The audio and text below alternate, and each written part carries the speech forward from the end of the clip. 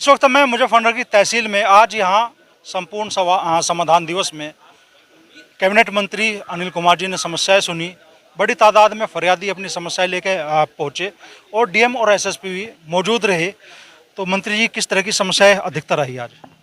समस्या देखो, ज़मीन से जुड़ी लोगों की समस्याएं हैं। किसी की थाने की है, किसी की तहसील की है, किसी को और अन्य विवाद है, किसी का व्यक्तिगत मामला है। ये इस प्रकार की जो समस्याएं हैं, एक मतलब सब गरीब आदमी से मोस्टली जुड़ी हुई समस्याएं हैं, जो कई बार पहुंच नहीं पाते जनपद हेडक्वार्टर पे। तो उसी परिप्रेक्ष्य में ये सरकार का एक बड़ा कार्यक्रम है, थाना दिवस का। तो आज ये तहसील दिवस का कार्यक्रम था और इसमें जनपद के तमाम सभी वरिष्ठ अधिकारी, डीएम, एसएसपी वगैरह तमाम सभी लोग मौजूद रहे। मैं भी आया हूँ। माननीय मुख्यमंत्री जी भी हमेशा ये अपेक्षा रहती है कि आप सब लोगों को, जो हमारे मिनिस्टर्स हैं या हमारे जनप्रतिनिधि हैं, रैंडमली कहीं ना कहीं अपना क्षेत्रों में, अपने जनपदों में तहसील दिवसों में, थाना दिवसों में दौरा जरूर करना चाहिए। उससे जो है एक तो संपर्क लोगों से बढ़ता है और लोगों की समस्या समाधान करने में थोड़ा उसमें और तीव्र गति जो है तेज हो जाती है। अच्छा, चूंकि जानसठ तहसील का काफ़ी एरिया मीरापुर विधानसभा में पड़ता है, उपचुनाव होने वाला है, तो मीरापुर की समस्याओं के समाधान के लिए तो विशेष प्रयास शायद आप लोगों के चल रहे हैं अब। नहीं नहीं, ऐसा कुछ नहीं है। देखो, चुनाव अपनी जगह है, चुनाव तो लड़ा ही जाएगा। लेकिन मैंने आपको बताया कि माननीय मुख्यमंत्री जी की भी अपेक्षा रहती है कि हम रैंडमली जाएं और उसी परिप्रेक्ष्य में आए। ऐसा नहीं है कल को अगर चुनाव हो जाएगा, मीरापुर में निपट जाएगा, तो फिर भी आ जाऊँगा यहाँ। अपने जनपद के लोगों की अधिक से अधिक समस्याओं का समाधान हो, ये हमारी जिम्मेदारी भी है।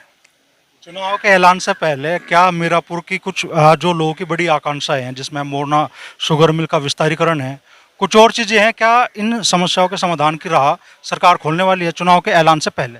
नहीं, देखो, जो भी मीरापुर क्षेत्र के लोगों की जो समस्याएं थी, जो प्रमुख समस्याएं थी, वो सभी मुख्यमंत्री के समक्ष रखी गई हैं, हमारे और जनप्रतिनिधियों के माध्यम से रखी गई हैं। और मेरे ख्याल से 100 करोड़ से ज़्यादा की तो सड़कों का शिलान्यास माननीय मुख्यमंत्री जी ने उस दिन 22 तारीख में किया था। स्टेडियम का भी किया है, मिल के विस्तारीकरण के विषय भी उन्होंने चर्चा स्टेज से करने का काम किया था। और जो भी समस्याएं हैं उनका जो है वो सभी संज्ञान में है, हम सब लोगों के, सरकार के संज्ञान में है, उनका समाधान कर रहे हैं।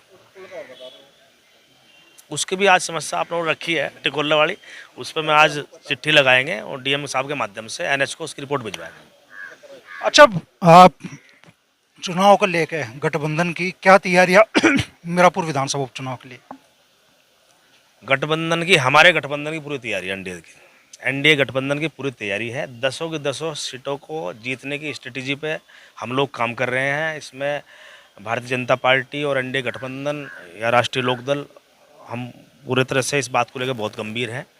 और माननीय मुख्यमंत्री जी भी कई बैठकें इस विषय में कर चुके हैं, उनका एक कार्यक्रम भी यहाँ लग चुका है।